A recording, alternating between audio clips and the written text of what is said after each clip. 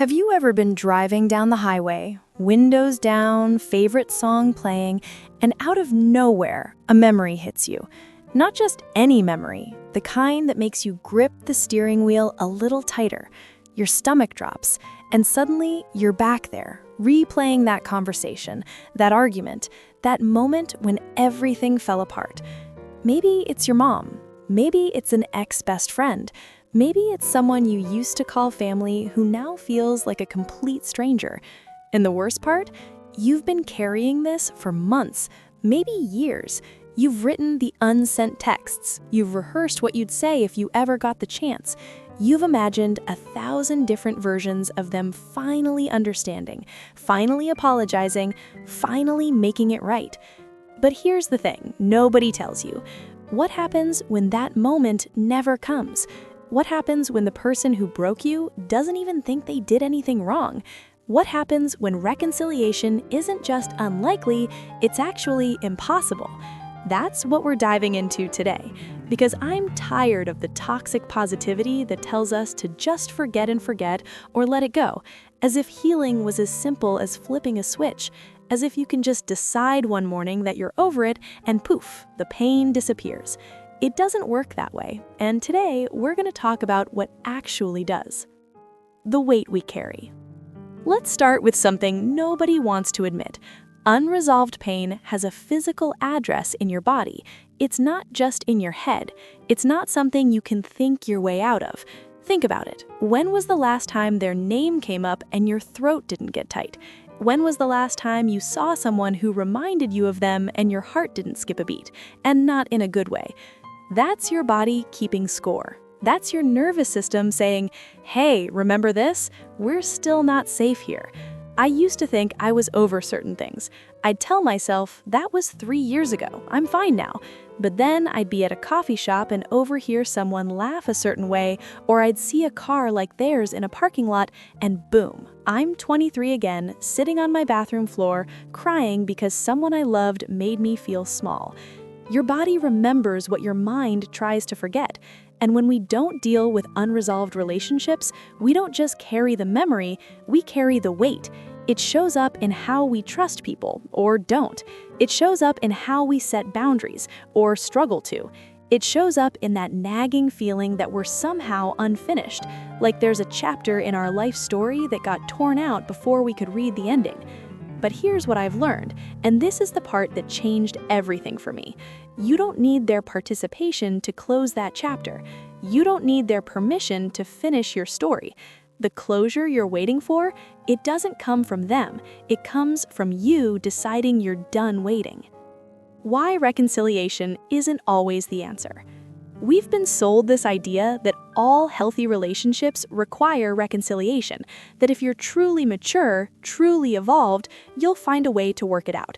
You'll have that difficult conversation. You'll extend the olive branch. You'll be the bigger person. And sometimes that's beautiful. That's powerful. That's exactly what needs to happen. But sometimes, and I need you to really hear this, reconciliation would require you to betray yourself. Let me paint you a picture. Imagine someone in your life who consistently dismisses your feelings. Every time you try to address something that hurt you, they flip it around.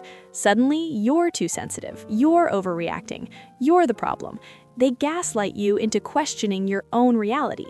Now imagine reconciling with that person. What would that actually look like? Would they suddenly develop empathy?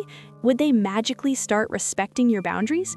Or would you just be signing up for round 2, 3, 4 of the same dynamic that broke you in the first place?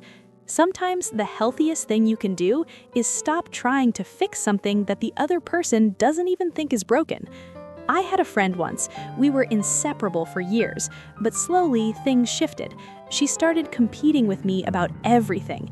My job, my relationship, even my struggles became opportunities for her to one-up me. When I finally tried to talk to her about it, she acted like I was being paranoid, like I was jealous of her success. I spent months trying to reconcile. I wrote her letters, I suggested we go to therapy together, I bent over backwards trying to save something she had already walked away from. And you know what I finally realized? I was fighting for a friendship that only existed in my memory. The person I missed wasn't who she actually was anymore. Maybe she never was. I was mourning a version of her I had created in my mind.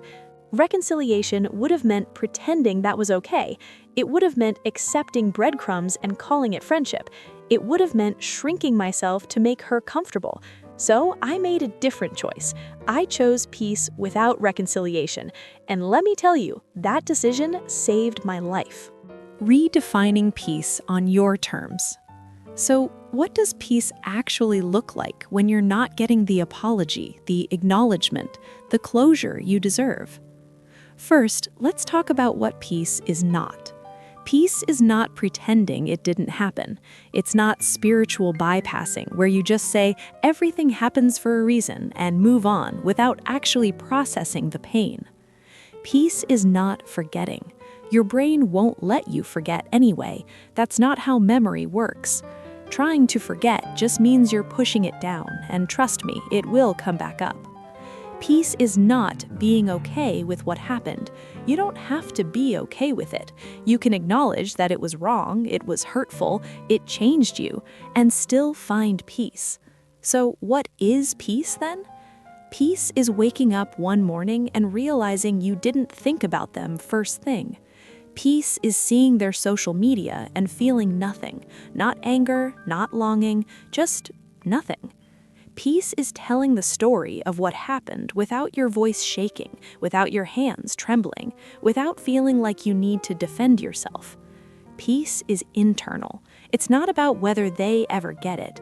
It's about you getting yourself back. Here's a radical thought.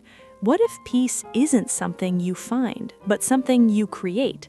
What if it's not out there waiting for you to stumble upon it, but something you build, brick by brick, choice by choice, day by day? I started creating my peace by getting really honest with myself about what I actually wanted. Did I want an apology? Sure, but more than that, I wanted to stop giving them real estate in my mind. I wanted to stop running into them at the grocery store and spending the next 3 hours analyzing every glance, every word. I wanted my energy back. I wanted my joy back. I wanted to stop living my life around someone who wasn't even in it anymore. And that's when everything shifted, because once I realized my peace wasn't dependent on their actions, I could actually start building it. The grief nobody talks about. Now, let's talk about the part that nobody prepares you for, the grief. When someone dies, people bring casseroles, they send flowers, they give you space to fall apart. But when a relationship dies while the person is still alive, you're expected to just get over it. There's no funeral for a friendship that ghosted you. There's no memorial service for the parent who chose not to show up. There's no sympathy card for the partner who made you feel invisible. But the grief is just as real, maybe even more complicated because it's layered. You're not just grieving what was, you're grieving what could have been. You're grieving the future you imagined, the holidays you'd spend together, the milestones they'd be there for, the inside jokes you'd keep making for years to come. You're grieving the version of yourself that believed in them, the you that was more trusting, more open, more willing to be vulnerable. And here's the kicker. They're grieving someone who's still out there living their life. They're still posting on Instagram. They're still showing up to mutual friends' parties. They're still existing in the world, just not in yours. And somehow that makes it hurt more. I remember scrolling through my ex-friend's Instagram months after we stopped speaking. She looked so happy, so unbothered. And I thought, am I the only one still carrying this? Am I the only one who lost sleep over this? That's the loneliest kind of grief, the kind that feels one-sided. But here's what I've learned. Just because they're not grieving doesn't mean your grief isn't valid. Just because they've moved on doesn't mean you have to be over it already. Grief has its own timeline, and it doesn't care about what's convenient or what anyone else thinks is reasonable. Give yourself permission to mourn, not just the person, but the dreams attached to them. Not just what happened, but what will never happen now. Cry in your car. Write angry letters you'll never send. Talk to your therapist about it the 100th time. Whatever you need to do to honor that this mattered, this hurt, this changed you. Because grief is love with nowhere to go. And if you're grieving, it means you loved. That's not weakness. That's proof you're still human. Here's one of the hardest pills to swallow. They might never see it from your side. They might go their whole life believing they did nothing wrong. And if you're waiting for them to validate your experience, you're giving them power they don't deserve. I used to think that if I could just explain it better, if I could just make them understand how much they hurt me, then I could heal. But you know what? That's not how healing works. Healing doesn't require their agreement. It doesn't require their understanding. It doesn't require anything from them at all. The most powerful thing you can do is validate yourself. To say, this is what I experienced, this is what I felt, this is what I know to be true, and I don't need anyone else to confirm it. That's not arrogance, that's self-trust. That's you becoming your own safe place. Start speaking to yourself the way you wish they would have spoken to you. Start believing your own story. Start trusting your gut, your instincts, your lived experience. Because here's the truth, you were there. You know what happened. You felt what you felt, and no one gets to tell you that your reality isn't real. So here we are. We've talked about the weight we carry, why reconciliation isn't always the answer, what peace actually looks like, the grief nobody talks about, and why validation has to come from within. But let me leave you with this. Making peace with someone you'll never reconcile with doesn't mean you're giving up. It doesn't mean you're weak. It doesn't mean what they did was okay. It means you're choosing yourself. It means you're done sacrificing your present for a past that can't be changed. It means you're ready to write the next chapter without them in it. You don't owe anyone access to your healing. You don't owe anyone an explanation for your boundaries. You don't owe anyone a second chance if the first one almost destroyed you. What you do owe yourself is the truth. The full, messy, complicated truth about what happened and how it changed you. You owe yourself the space to feel everything without judgment. You owe yourself the grace to heal at your own pace. And most importantly, you owe yourself a future that isn't held hostage by people who couldn't love you the way you deserved. So if you're carrying pain from someone you'll never reconcile with, I want you to know you're not stuck. You're not broken.